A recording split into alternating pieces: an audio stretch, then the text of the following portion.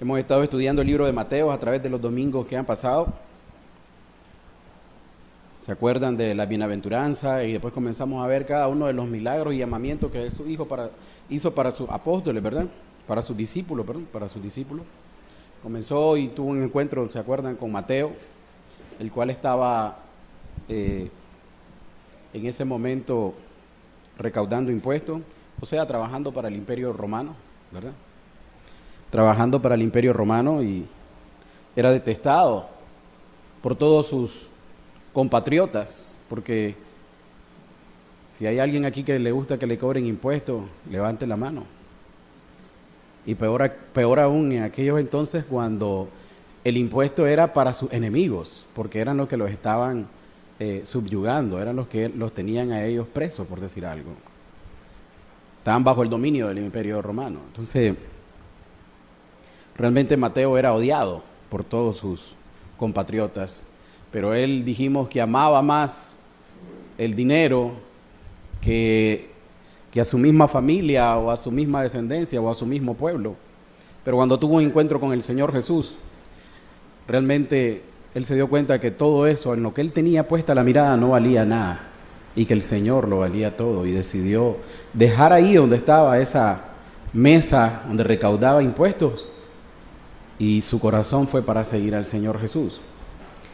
El domingo pasado estuvo entre nosotros aquí el hermano Alan compartiendo y nos hablaba acerca de que el pueblo, a pesar de tener sacerdotes, andaba como ovejas sin pastor, que cada quien andaba por aquí y por allá, y que los pastores no buscaban cómo cuidar a las ovejas, sino que simplemente buscaban cómo ellos poner su orden, poner su ley, y cada uno velaba por su propio bien, ¿verdad? Y no velaban por el bien de las ovejas, ¿verdad? Y tenemos nosotros que el buen pastor es aquel que dio su vida por las ovejas, y el buen pastor que nosotros tenemos es Jesucristo. Es Jesucristo, el pastor de pastores, ¿verdad? Sobre el cual nosotros debemos de tener siempre puesta la mirada.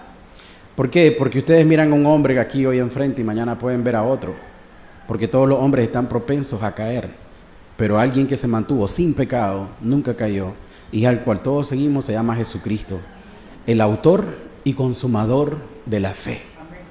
El autor y consumador de la fe. Entonces nuestra mirada puesta en Él. Sí apreciamos a los hermanos, sí amamos a los hermanos, pero sabemos que son hombres. Sabemos que son hombres que pueden fallar, no que quieran fallar, que pueden fallar, porque ninguno quiere fallar. O a alguien le gusta fallar. Toda aquella persona que ha nacido en Cristo no le gusta fallar. Incluso un trabajador, si le dan a hacer algún trabajo, no le gusta quedar mal, le gusta quedar bien. Sin cosas tan pequeñas como esa, no te gusta quedar mal, mucho menos en las cuestiones espirituales, en las cosas del Evangelio. Siempre quieres hacer lo mejor para Dios, ¿verdad? Entonces, pero la mirada siempre puesta en el Señor, ¿verdad? Entonces, seguimos leyendo Mateo, llevando la secuencia, y nos encontramos de que caemos al capítulo 10 de Mateo. Y el capítulo 10 de Mateo nos habla en los primeros 4 versículos acerca de la elección de los apóstoles. Para los que andan Biblia pueden verlo ahí, dice la elección de los apóstoles, de tal manera que el tema que hemos puesto para la enseñanza de hoy es elegido por Cristo. Elegido por Cristo. Quiero que pongamos mucha atención en estos 4 versículos que vamos a leer. Sabemos de que estos apóstoles, estos 12 apóstoles, ya eran discípulos del Señor, de manera tal que ya eran seguidores o estudiantes de Jesús, pero Jesús los llama no solamente como discípulos, sino que también los nombra apóstoles a cada uno, que van a ser los representantes, por decir algo, de la figura del Señor donde Él los mande, Y miren lo que encontramos, ¿verdad? Aquí en Mateo 10, versículo 1, dice: entonces, llamando a sus 12 discípulos, les dio autoridad sobre los espíritus inmundos para que los echasen fuera y para sanar toda enfermedad y toda dolencia. Los nombres de los 12 apóstoles son estos: Simón, llamado Pedro; Andrés su hermano; Jacobo, hijo de Zebedeo; y Juan su hermano; Felipe, Bartolomé, Tomás, Mateo el publicano; Jacobo, hijo de Alfeo; Lebeo, por sobrenombre Tadeo; Simón el cananista; y Judas Iscariote, el que también le entregó. vamos a llegar hasta ahí.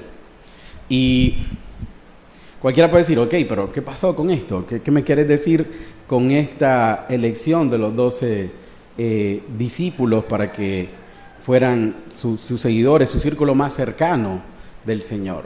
Por lo general, cuando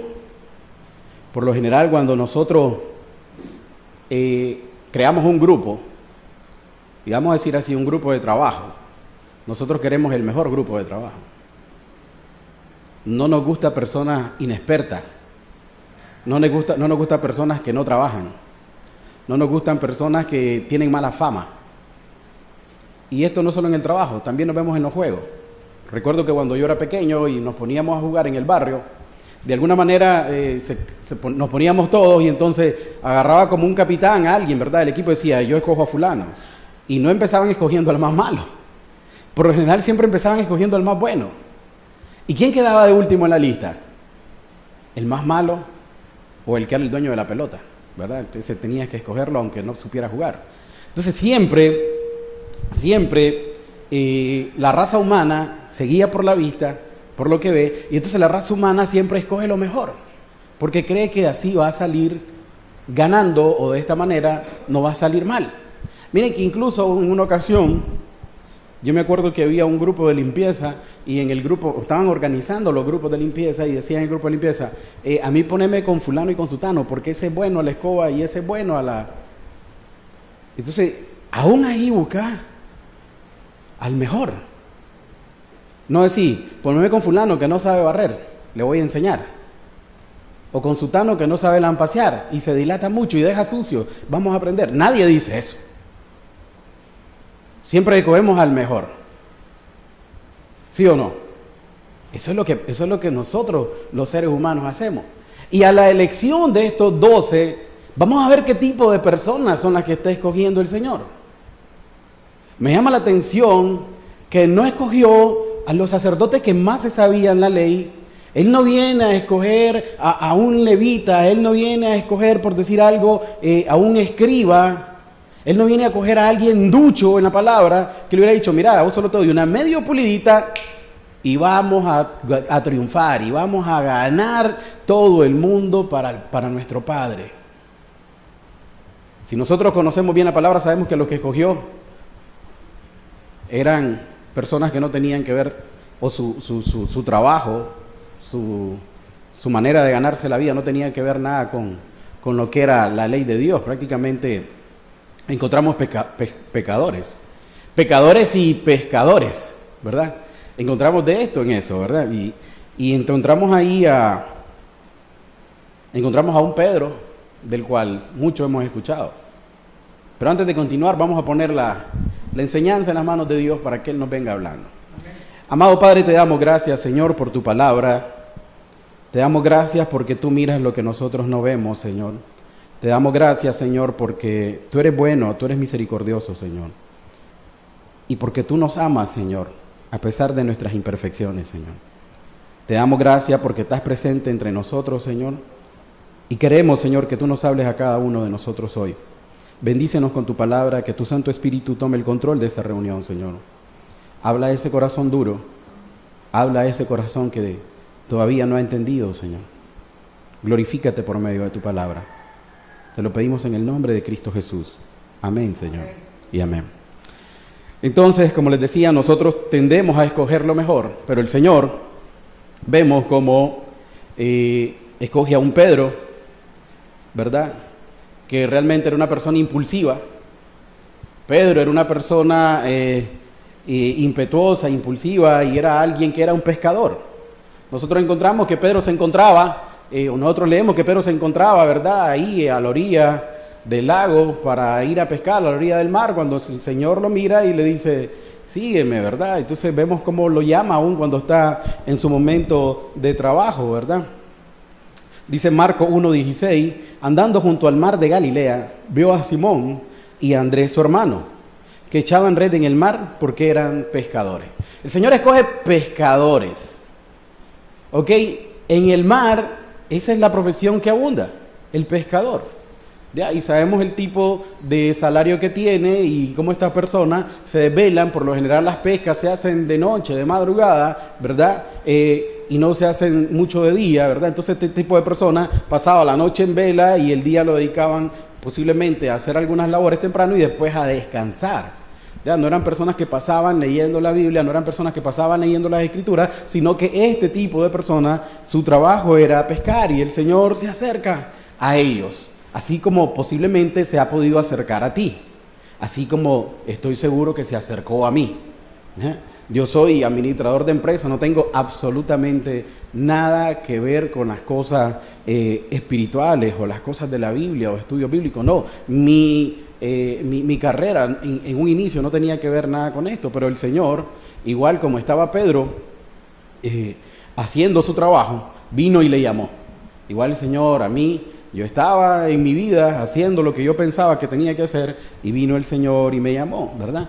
Entonces Pedro atendió el llamado del Señor y nosotros encontramos que Pedro era una persona impetuosa, porque Pedro, si nosotros leemos la Escritura, vamos a encontrar de que era el que más preguntaba, es el que más aparece ahí, ¿verdad? En los evangelios. Incluso cuando iban a echar preso al Señor, Pedro sacó su espada, ¿verdad? Y le cortó la oreja a Malco, pero sabemos que ese golpe no iba para la oreja. Nadie saca una espada para cortar una oreja, ese golpe iba para la yugular, iba a cortar la cabeza. Ese tipo de discípulos andaban con Jesús, imagínense. Imaginemos esto, ¿qué tipo de discípulo andaba con Jesús que anda una espada y que al momento de cualquier alboroto lo primero que dice, ¿qué? Y le va a arrancar la cabeza? Malco se echa para atrás, eso no lo dice la Biblia, yo me imagino. Malco se echa para atrás y le roza la oreja y se la corta, se la despega. Entonces, pero es ese Pedro impetuoso, ese Pedro fogoso, podemos decir, ese Pedro que no le gustaba, o no se quedaba callado. Ese Pedro que todavía no estaba dispuesto a ponerle otra mejilla. Ese Pedro que cuando le pegaban él respondía, todavía en su mente estaba aquello del ojo por ojo, diente por diente. ¿Ya? Ese tipo de Pedro es el que está ahí con el Señor. Y dice que también estaba, ¿verdad?, Andrés, su hermano, que igualmente era un pescador. Andrés, eso lo encontramos también en Marcos 1:16, estaban los dos juntos. Entonces, ellos dos tenían este trabajo de ser pescadores, ¿verdad? Y nos sigue diciendo la palabra y seguimos bajando, y entonces dice que también siguió caminando y se encontró ¿a quién? A Jacobo, ¿verdad? A Jacobo. Jacobo también era pescador, pero tal vez de una familia un poco más acomodada, podríamos decir, ¿verdad? Jacobo era una persona vehemente, impaciente, y eso lo podemos ver en Lucas 9:51 al 56. Dice Lucas 9:51-56, refiriéndose a un pasaje donde aparece la persona de Jacobo, este discípulo. Dice que cuando se cumplió el tiempo en el que había de ser recibido arriba, afirmó su rostro para ir a Jerusalén. Está hablando del Señor Jesús. Y envió mensajeros delante de él, los cuales fueron entrando en una aldea de los samaritanos para hacerle preparativos. Mas no le recibieron porque su aspecto era como ir a Jerusalén. ¿Por qué no le recibieron? Porque sabemos que los samaritanos, ¿verdad?, y los judíos no se llevaban bien. Entonces ellos tenían apariencia de judíos y los samaritanos no le dieron entrada, no le dieron buena cara, no le dieron lugar donde estar a ellos, ¿verdad? Entonces, al tener esta respuesta, dice, viendo esto sus discípulos, y ahí nos menciona a Jacobo y Juan, que eran hermanos, por cierto, a Jacobo y Juan, dijeron, Señor, ¿quieres que mandemos que descienda fuego del cielo, como hizo Elías, y los consuman? Miren qué tipo de personas, simplemente no lo reciben y ellos dicen, oramos, Señor, para que ya lo fulminen. Porque esto no es posible, que te desprecien a ti. No podemos estar nosotros soportando esto, Señor. Sin embargo, el Señor, ¿verdad?, les dice, entonces volviéndose, él lo reprendió diciendo, vosotros no sabéis de qué espíritu sois, ¿verdad? Porque el Hijo del Hombre no ha venido para perder la alma de los hombres, sino para salvarlas. Y se fueron a otra aldea. Porque ¿qué pasaba si los consumía? Hasta ahí llegaba, estaban muertos, ya no había más esperanza para ellos. Pero mientras hay vida, nosotros sabemos que hay esperanza. Pero aquellos eran también de alguna manera fogosos, de alguna manera eran impacientes. Ellos querían que cuando tocaran la puerta le dijeran sí. De alguna manera muchos pueden actuar de esta forma también, que cuando les predicas a alguien quiere que la respuesta que esta persona tenga acerca del evangelio sea positiva. Y cuando no es positiva, entonces dice, ¿qué hago? Y quieres a veces emplear métodos humanos para que entienda, pero no. Es el Espíritu Santo el cual nosotros tenemos que dejar que Él fluya y hable al corazón, porque el que convence al corazón del hombre no son las palabras del hombre, sino el Espíritu de Dios, que es el que respalda la palabra de Dios. Que es el que respalda la palabra de Dios. Entonces, por eso le dice, ustedes no saben de qué espíritu son. En algún momento los samaritanos van a entender. En algún momento los samaritanos van a entender. Y no era la fuerza, no era haciendo caer fuego del cielo, ¿verdad? Encontramos al mismo hermano de Jacobo, a Juan, que era hermano menor de Jacobo, también era pescador, ¿verdad? Y también él buscaba, podríamos decir, al igual que su hermano, aparte de ser así, un poco vehemente, un poco impaciente, también buscaban un lugar privilegiado. Buscaban no ser el último, buscaban ser notados, ser notados. Miramos cómo nosotros nos muestra esto la palabra en Marcos capítulo 10, versículo 35 al 40.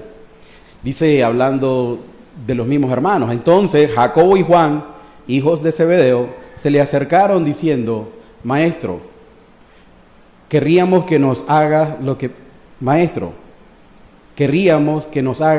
pidiéramos. Él les dijo, ¿qué querréis que os haga? Ellos dijeron, concédenos que en tu gloria nos sentemos el uno a tu derecha y el otro a tu izquierda. ¿Qué les parece? No querían nada. Señor, ¿sabes lo que queremos pedirte? Que cuando estemos en el cielo, allá, en la gloria, mi hermano Jacobo, dijo Juan, esté a tu diestra y yo a tu otro lado, a la par tuya. Eso es todo lo que te pido, Señor. Nada. Te la dejo fácil, Señor. Nada, solamente eso te pido. Jesús ya sabía lo que ellos le iban a pedir, ¿verdad?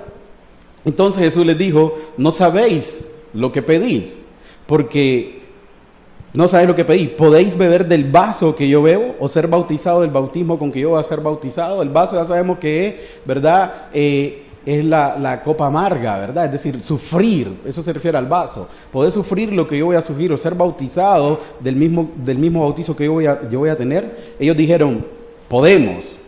Jesús les dijo, no, pues la verdad no puede. Jesús les dijo, a la verdad del vaso que yo bebo, beberéis, y del bautismo que yo soy bautizado, seréis bautizados. O sea, ustedes van a sufrir lo mismo que yo voy a sufrir, persecución, van a sufrir golpes, van a sufrir traición, todo lo que yo sufro en este mundo, ustedes lo van a sufrir porque son mis discípulos, pero el sentaros a mi derecha y a mi izquierda no es mío darlo, sino a aquellos a quien el Padre ha preparado. ¿Okay?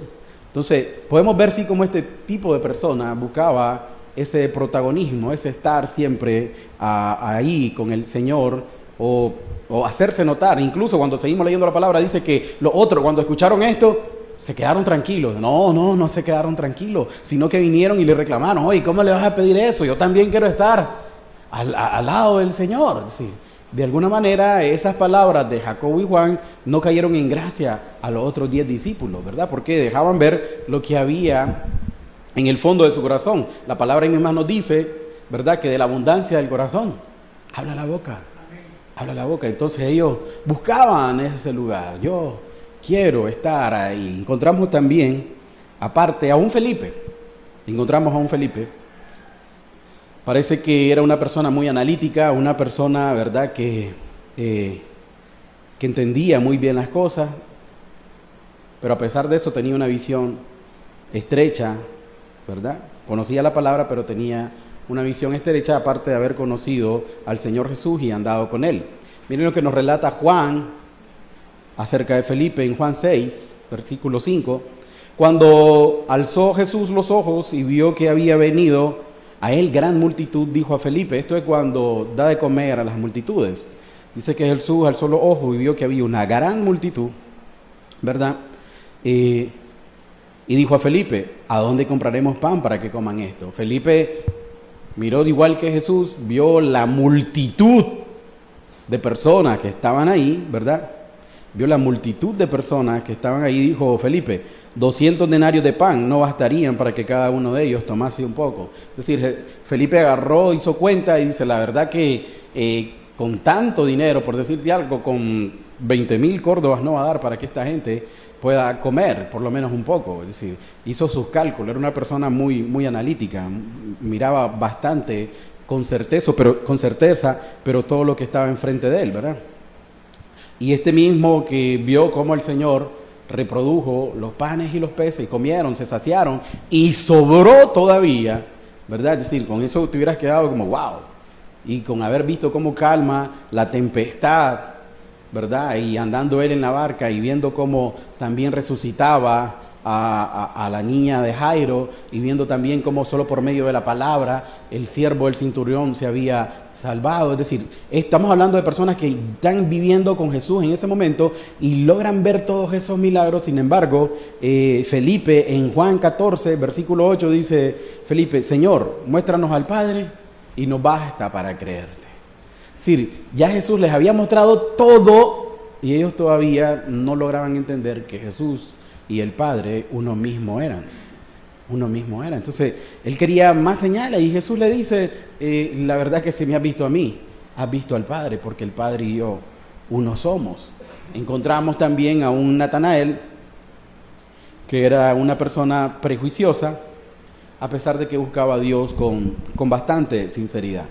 Juan 1, 45 al 51 nos habla acerca del encuentro de Natanael con el Señor. Dice que este mismo Felipe, del cual acabamos de hablar, cuando encontró a Jesús, se fue corriendo, en Juan 1:45, se fue corriendo y ahí va Natanael y le dijo, hemos hallado a aquel de quien escribió Moisés en la ley, así como los profetas, a Jesús, hijo de José, de Nazaret.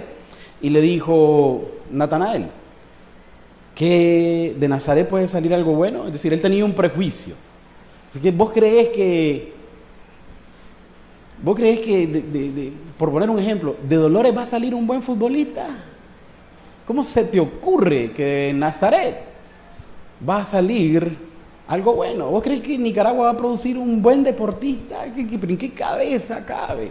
Si ahí no le invierten al deporte.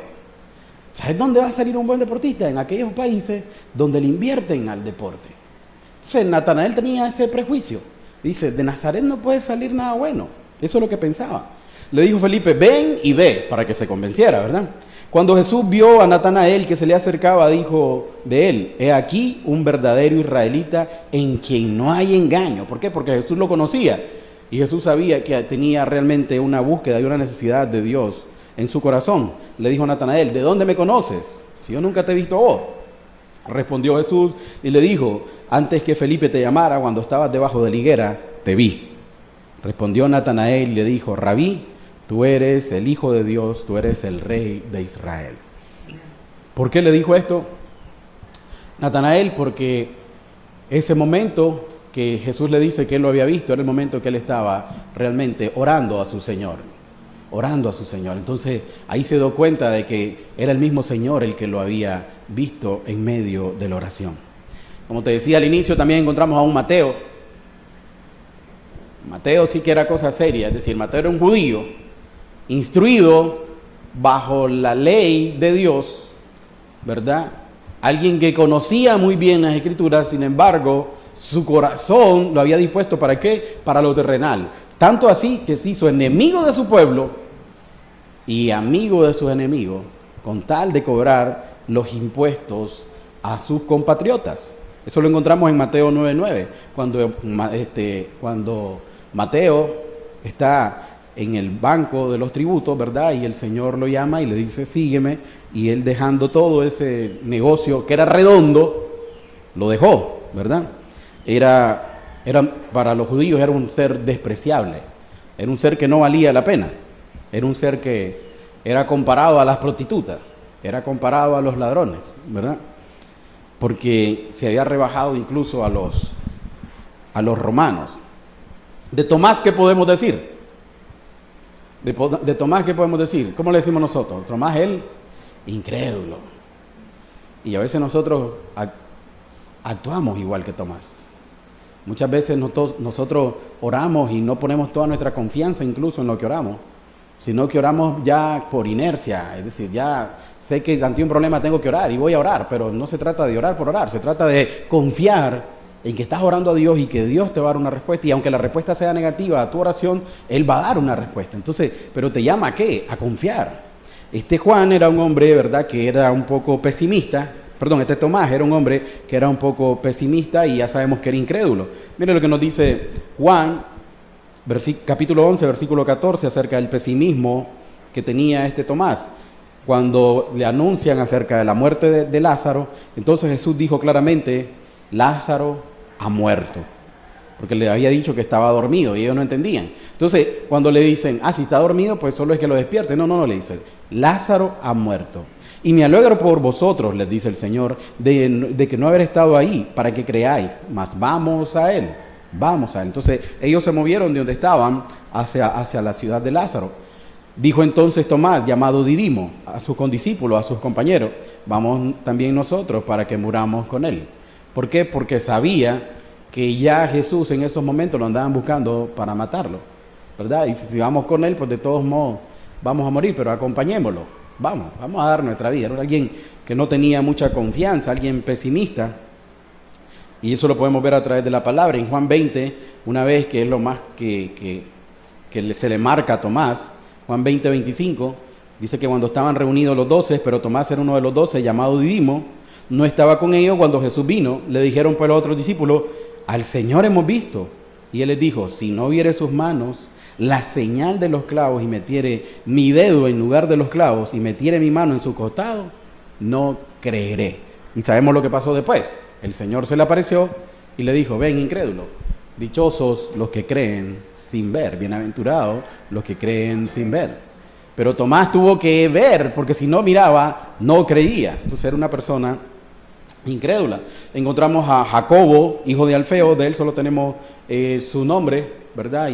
Y de quién procedía, ¿verdad? Y también encontramos, eso está en Lucas 6:15, y encontramos a Simón, llamado el Celote. Simón, llamado el Celote, o el cananista, como lo dice también aquí en esta parte de la Escritura, ¿verdad? Pues cananista o celote era lo mismo. Este Simón, solo para que sepan, el Celote pertenecía a un grupo de judíos nacionalistas. O sea, que era alguien que defendía su nación y que estaba en contra de la ocupación romana.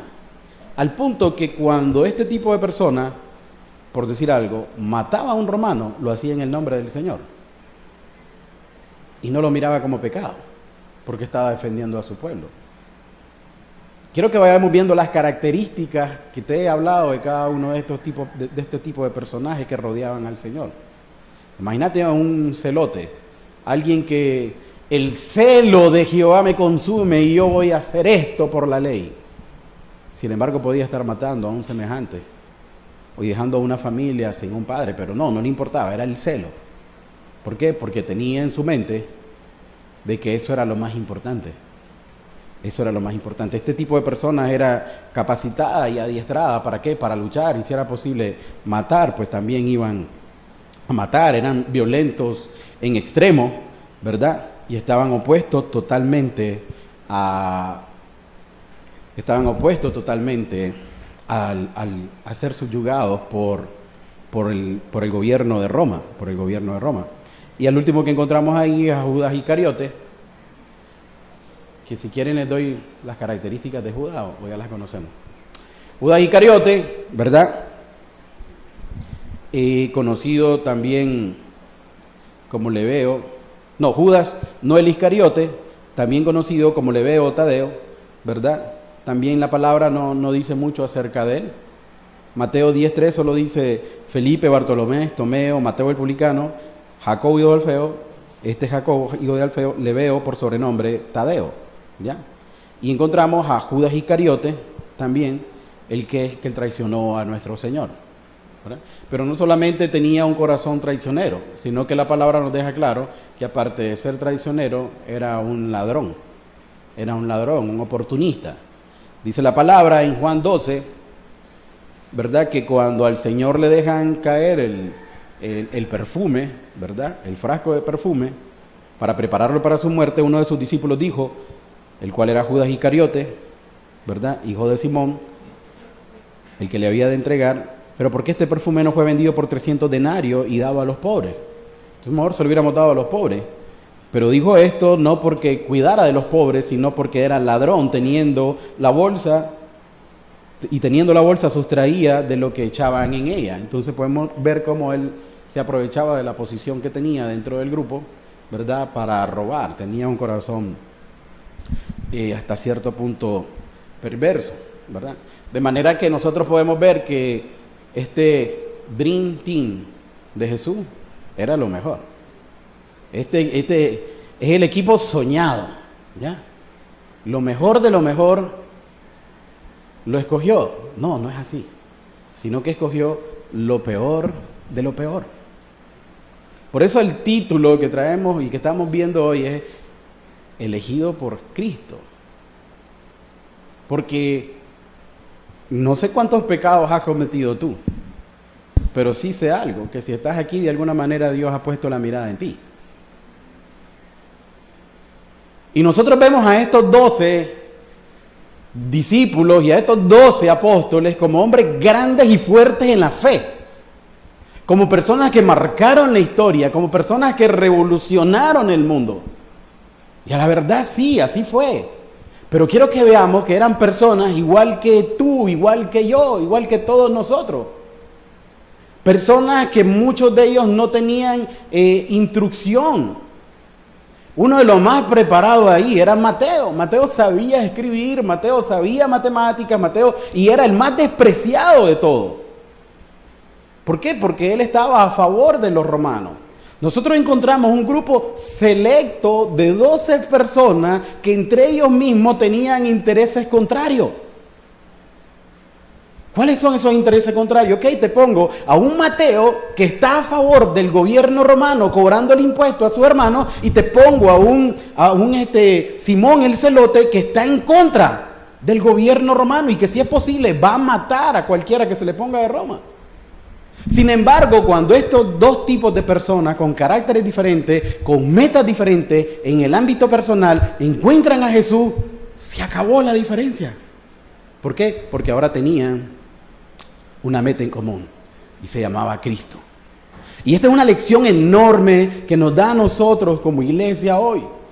Que no importa el tipo de diferencia que tengas, sino que lo que importa es que tu mirada esté puesta en el Señor. No importa tu estatus, no importa tu capacidad, no importa tu conocimiento, no importa absolutamente nada, porque en Cristo todos somos hechos nueva criatura y solo tenemos a uno superior de nosotros. De ahí todos somos iguales. Y eso lo entendió tanto Mateo como también lo entendió Simón el Celote. Aquí ya nuestra causa terrenal se acabó.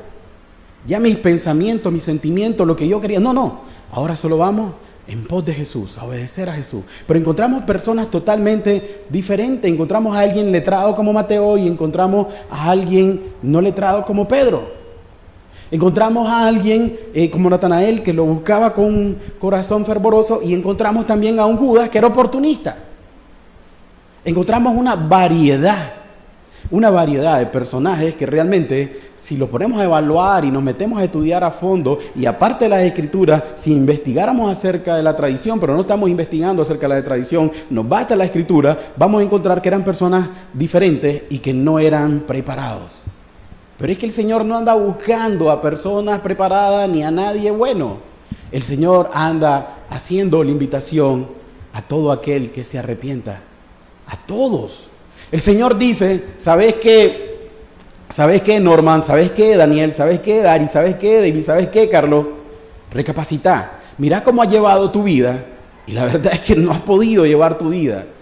20 años, 30 años, 40 años. La has destrozado. Te has metido en pecado tras pecado tras pecado y problema tras problema tras problema. Y nunca te ha salido nada bueno. Yo te hago una invitación hoy, dice el Señor.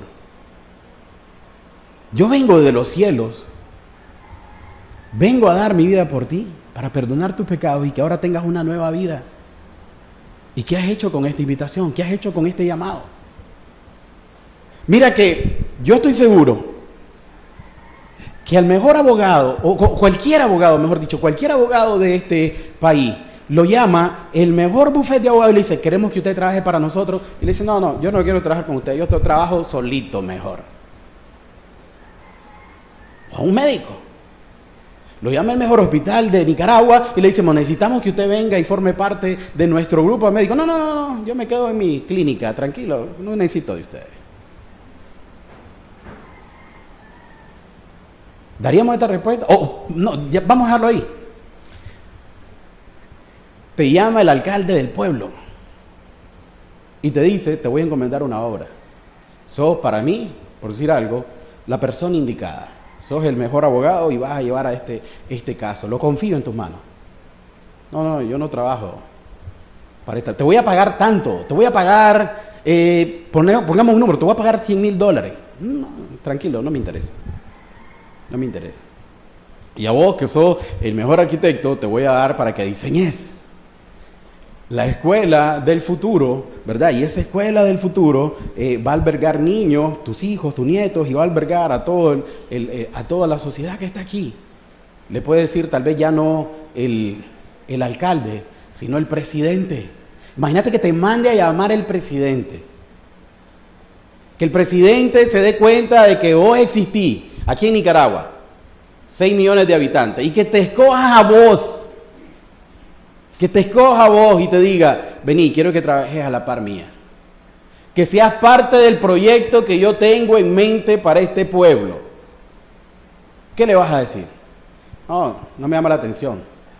No dirías eso. ¿Cuándo empiezo? Diría. ¿A qué hora llego? Vamos hacia adelante. Incluso si el proyecto, aparte de llevar un beneficio social, ¿verdad? ¿Cómo te digo yo? También lleva un beneficio gubernamental o partidario. No te importa, tal vez te moves por lo social y decís vos, no importa lo partidario, pues voy a ayudar al pueblo y voy a participar en esto. Y de alguna manera, también, cuando terminas el proyecto, dice ejecutado por fulano de tal, bajo el gobierno o la administración de tal persona, pero ahí aparece tu nombre, ¿verdad? Entonces, lo que te quiero decir es que si uno de estos personajes te llama para que seas parte de su equipo de trabajo, si alguien importante en esta tierra te llama para que seas parte de su equipo de trabajo, yo estoy seguro de que no le vas a decir que no. Yo estoy seguro, y te lo digo así, que ni lo harás, porque la respuesta ya la tenés.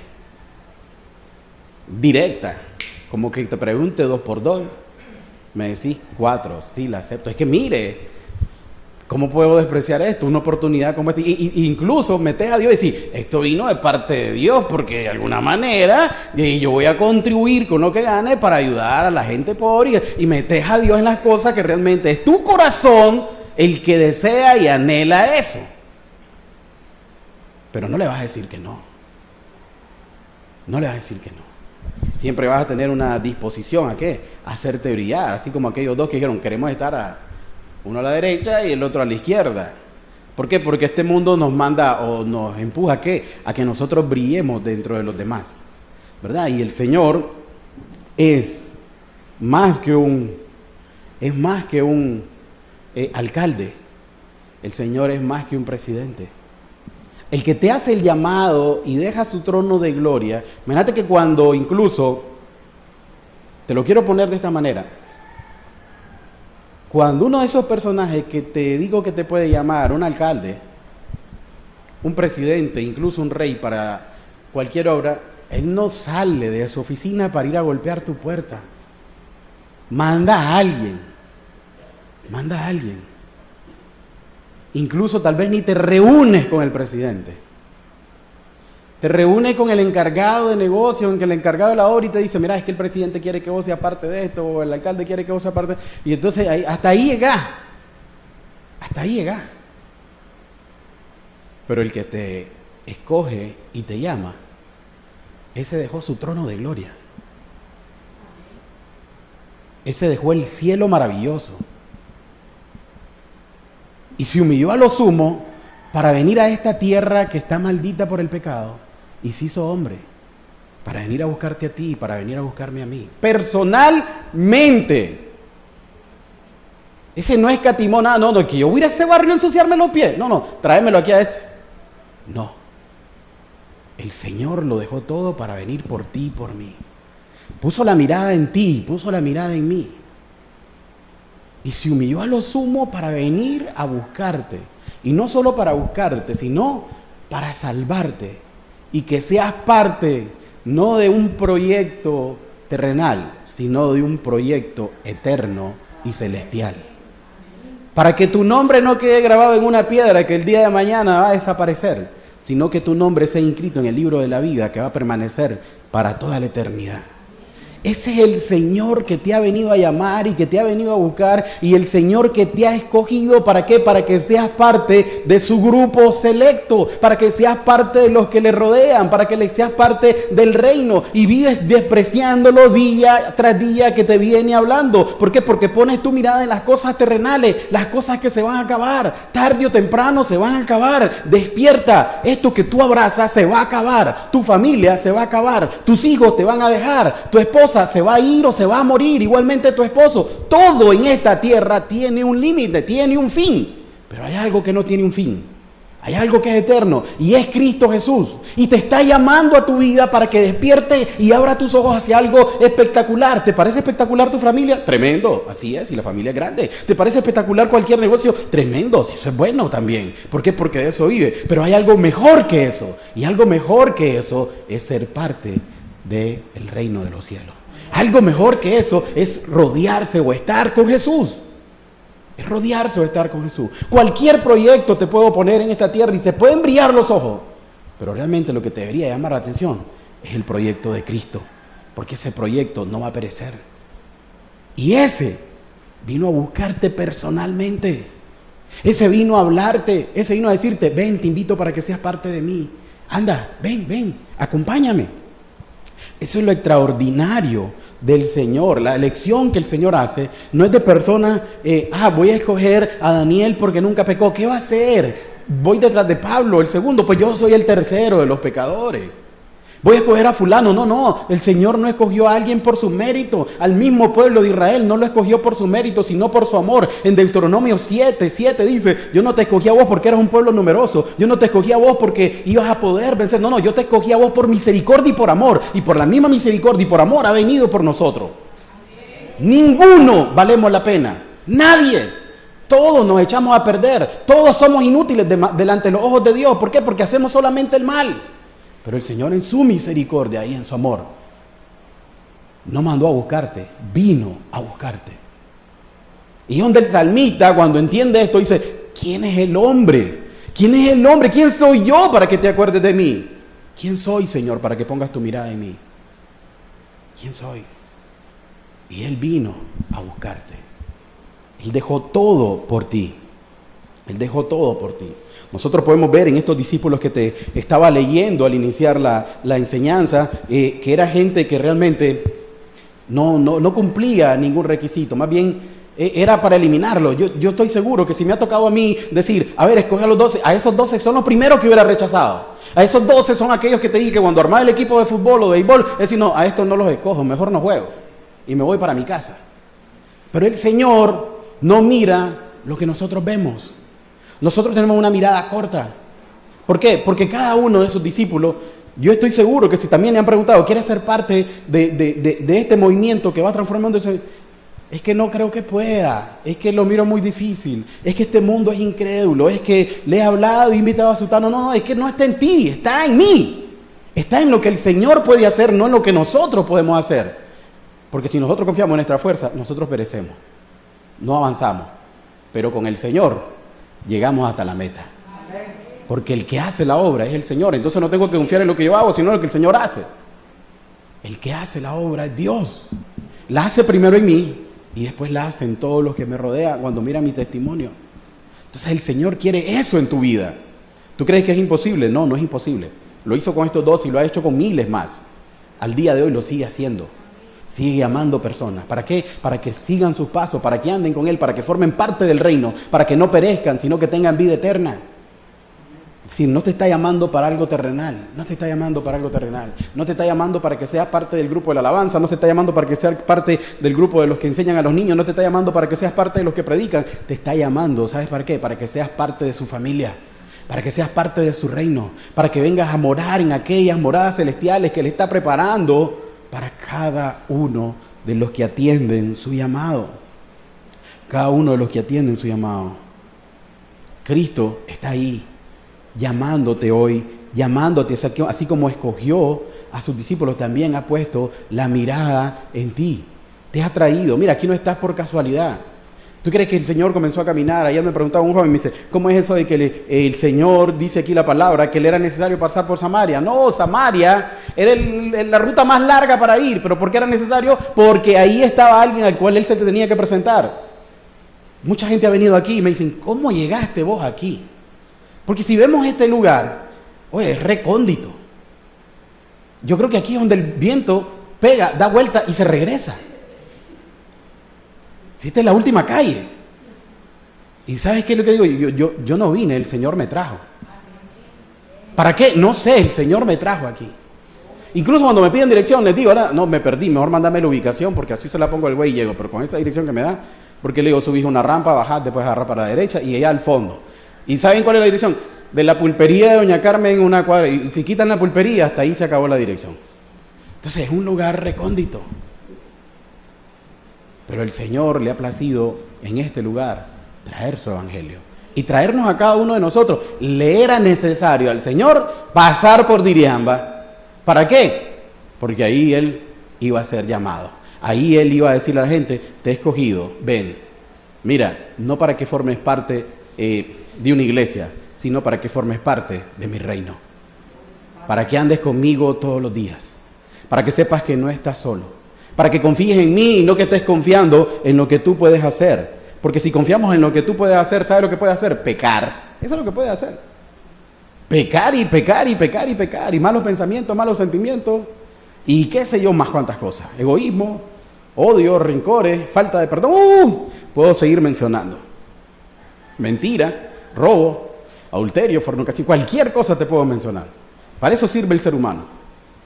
Pero cuando el ser humano se rinde a Cristo, acepta ese llamado que Cristo le hace. Mira cómo Cristo murió en la cruz por él. Porque Cristo pagó por los pecados. Miren, mencionamos a Judas y Judas lo traicionó. Pero no fue la traición de Judas la que lo llevó a la cruz, sino que fueron tus pecados y mi pecado los que lo llevó a la cruz. Judas fue el medio por el cual aquellos lo agarraron y lo apresaron. Pero Cristo murió en la cruz, ¿por qué? Por tus pecados y por mis pecados. Eso es lo que realmente llevó a Cristo a la cruz. ¿Ya? Entonces, Cristo conoce muy bien tu historia. ¿Crees que Cristo no conocía a ese Pedro que estaba llamando? ¿Crees que Cristo no sabía que ese Pedro era impetuoso, que ese Pedro era fogoso, que ese Pedro era capaz de desenvainar su espada y arrancarle la cabeza, porque eso es lo que quería, arrancarle la cabeza a Malco? Jesús sabía con quién andaba. Jesús sabía que también tenía como tesorero ¿a quién? A un ladrón. Oye, le vas a dar tu tesoro, le vas a dar la cajita donde guardar los reales al ladrón. Pero Cristo lo hizo. Cristo sabía muy bien de quién estaba rodeado. Para Él no había nada oculto. Y el Señor sabe muy bien todo lo que tú has hecho. El Señor te conoce mejor que tu mamá y que tu papá. Y que vos mismo aún. El Señor conoce las intenciones de tu corazón. El Señor conoce tus pensamientos. El Señor conoce absolutamente todo. Sin embargo, por muy sucio que seas, el Señor está ahí para llamarte, para buscarte, para extenderte la mano y decirte, ven, caminemos juntos. Yo soy capaz de ayudarte de salir de donde estás. Señor, pero es que soy demasiado pecador, he hecho tantas cosas malas. Todos los pecados son perdonados por medio de Cristo, porque Él pagó por todos los pecados. Juan dijo, he ahí el Cordero de Dios que quita el pecado del mundo. Él murió por todos los pecados de toda la humanidad, en todos los tiempos. Así que murió por mis pecados y murió por tus pecados. Él pagó ese precio tan alto que nadie lo podía pagar, con tal de hacerte parte de su familia, hacerte parte de su proyecto.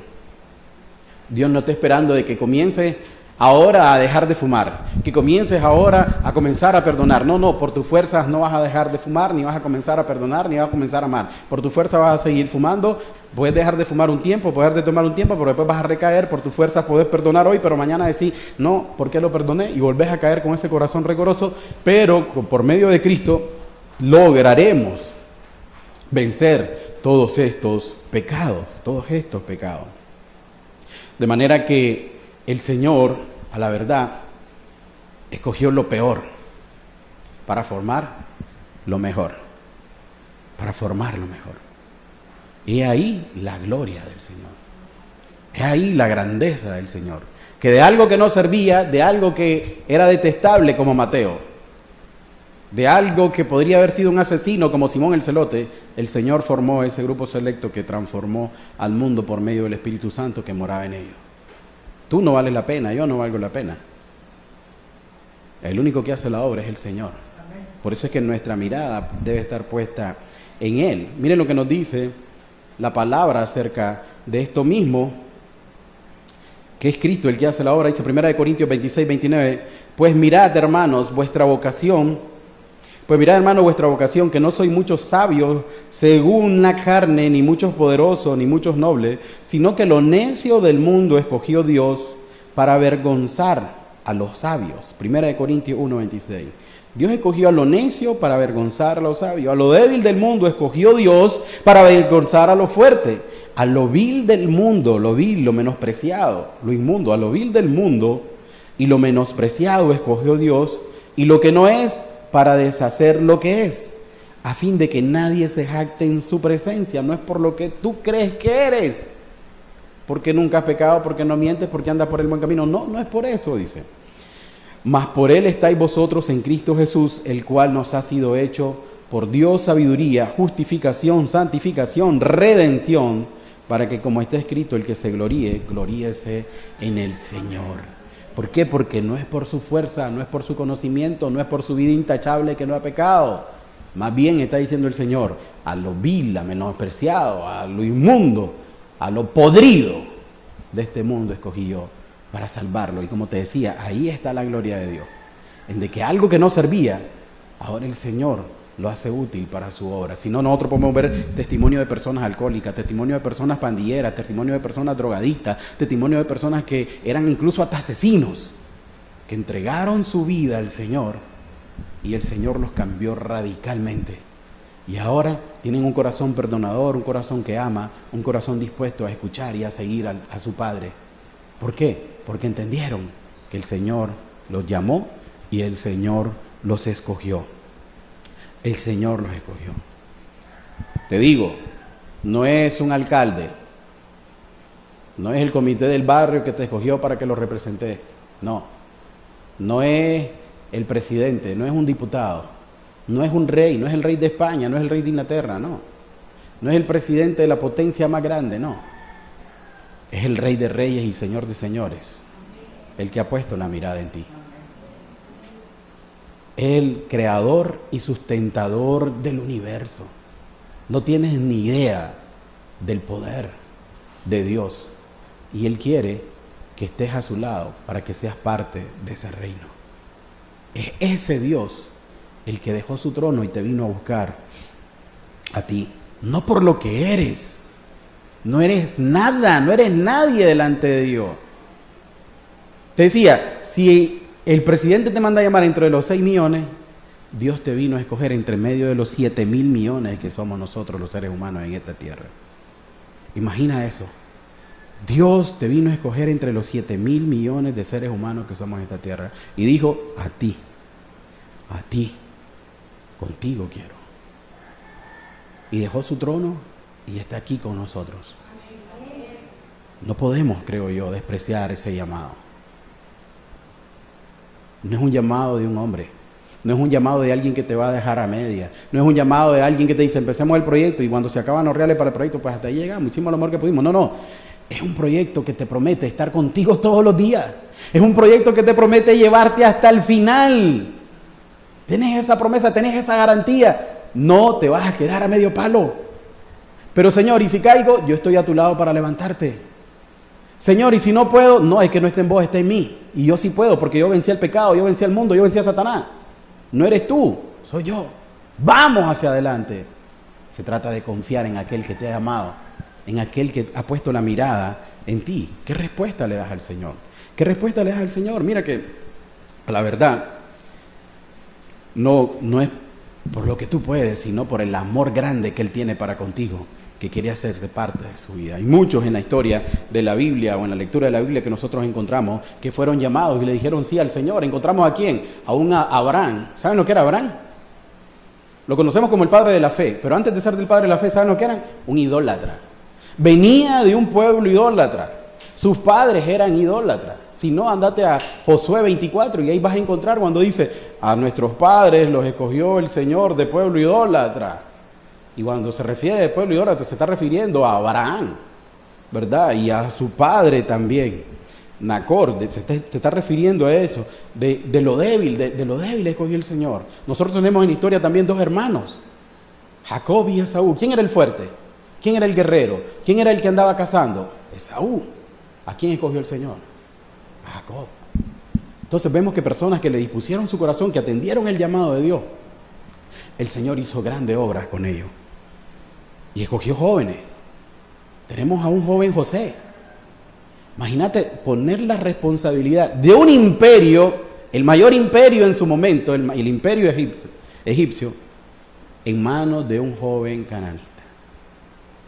Si ni siquiera adoraba a los dioses de Egipto, pero el Señor lo escogió para que por medio de José, no solamente Israel no pereciera, sino el mismo Egipto también, porque le venían 7 años de hambruna y Dios le dio la sabiduría y lo puso como gobernador de todas las provincias de Egipto.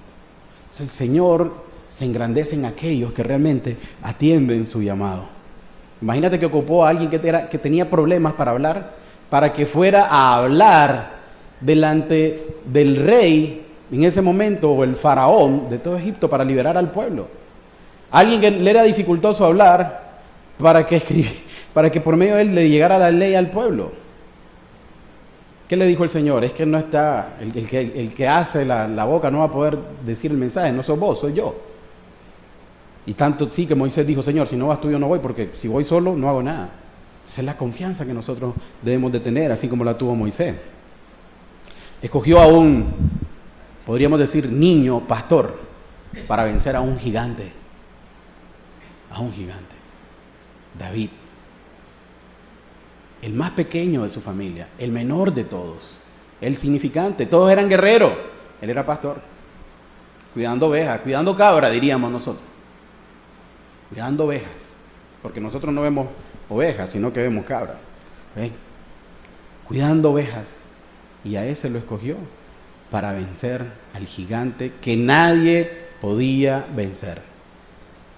Tú tienes un pecado y lo miras como imposible de dejar. Es tu gigante a vencer. El Señor te ha llamado. Y si confías en Él, ese pecado va a ser vencido. Ese pecado va a ser vencido.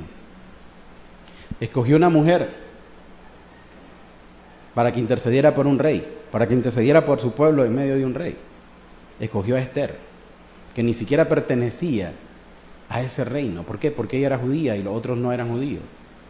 Y escogió a Esther, tejió todo para que Esther fuera delante del rey y le perdonara la vida a su pueblo. Escogió al joven Daniel para que sobresaliera en medio de Babilonia. Pero todas estas personas que te he mencionado son personas que dispusieron su corazón al llamado del Señor. Incluso Jeremías dice que lo escogió desde el vientre de su madre. Y desde joven le hizo el llamado. ¿Y para qué le hizo el llamado, creen ustedes? Para hablar en contra de los sacerdotes de su pueblo, para hablar en contra del rey actual de su pueblo, para decirle, están haciendo lo malo, no están agradando a Dios, y tú, rey, te estás aprovechando de tu posición para cobrar impuestos más de lo que debes, y estás haciendo cosas malas, y ustedes están haciendo un culto que a Dios no agrada. Se echó enemigos, pero no importa. ¿Por qué? Porque Dios estaba con él. Y no importaba cuántos enemigos tuviera. No importa, decir la verdad era lo más importante. ¿Por qué? Porque lo consumía, dice, decir la verdad y hablar por el Señor. ¿Por qué? Porque él no estaba solo. Todos estaban en contra de él, pero el que estaba con él era más grande que los que estaban en contra de él. Y esa era su confianza. Y no le importó. Que se me venga el mundo encima, no importa. Voy a decir la verdad, me voy a parar por el Señor. ¿Por qué? Porque Él ya me llamó, Él ya me escogió. Y ese es el Dios que nos ha llamado a todos y cada uno de nosotros. Mira que son seres, que te digo, de carne y hueso igual que nosotros. María, la joven María. El Señor la escogió, ¿para qué? Para usarla como un vaso, para poder traer al Señor Jesucristo a esta tierra. Entonces, son personas que obedecieron al llamado y entendieron que Dios los había escogido, que Dios los había llamado. ¿Y qué dijeron ellos? ¿Saben lo que le pasó a María, no? Es decir, salir embarazada en esos tiempos, aún no habiendo sido casada, era para que le volaran la cabeza. O la pusieran en lo más recóndito del pueblo. Era vergüenza para su familia. Sin embargo, ella honró a Dios y Dios también le cumplió en todo lo que le había dicho. Si vemos la historia, vemos los relatos que están en la Biblia y vamos a encontrar que aquellos que entendieron que Dios los vino a buscar y que Dios los vino a llamar, Dios quiere hacer grandes cosas. Hizo grandes cosas con esos 12 hombres que no valían la pena. Es decir, a la hora de escoger, como te decía, el Dream Team escogió a lo peor, y de lo peor hizo una gran revolución. Y Dios quiere hacer una revolución en tu vida. Dios quiere empezar a hacer la revolución en tu vida. Que le digas no al pecado, que confíes en Él, que te entregues a Él, que abra tus ojos, que te des cuenta que esto terrenal se va a acabar. Quiero que entiendas eso. Esto terrenal, eso entendieron estos hombres. Yo no voy a pescar por toda la vida. Mi vida se va a acabar. En algún momento tengo que morir. ¿Qué va a pasar? Y dijo Felipe: Natanael, hemos encontrado aquel del que los profetas hablan, el que está en las páginas de Moisés. Ya lo encontramos, a Jesús de Nazaret. Lo encontramos. En ese sentido, Felipe estaba equivocado. Porque él no encontró al Señor, el Señor lo encontró a él. Igualmente, el Señor nos viene a buscar a nosotros. Ninguno de nosotros ha buscado a Dios, Dios nos ha buscado a nosotros. Y está ahí llamándote, diciéndote: Juan, Freddy, Pedro, Marcos, Norman, Carlos, Alejo, Daniel, todos los nombres. Vine por ti, mi vida di por ti. Te muestro mi amor en la cruz del Calvario. ¿Quieres saber cuánto te amo? Mira la cruz. ¿Quieres saber si realmente te amo? Mira la cruz. Ese era tu lugar y yo lo ocupé por vos. ¿Quieres saber cuánto te amo?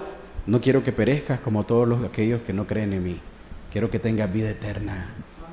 ¿Quieres saber cuánto te amo? Allá te espero y te voy a mostrar. Si en la cruz viste el amor, eso fue aquí en la tierra, en la eternidad vas a ver realmente cuánto te amo. Pero para eso tienes que atender el llamado. Entiende, este mundo se va a acabar. Y si dices: no, pues yo voy a morir y el mundo va a seguir. Sí, vas a morir y ahí también va a acabar tu vida. Pero esto tiene un límite. Dios no tiene límite. Dios es eterno. Y te ha llamado para eso, para que seas parte de su proyecto eterno. Que comienza en tu vida cuando realmente te arrepientes de tu pecado y te vuelves a Él de corazón. Ahí comienza el proyecto eterno en tu vida. Si no, estás destinado a perecer. A perecer. Hasta ahí vas a llegar. Es algo en lo cual nosotros debemos de meditar.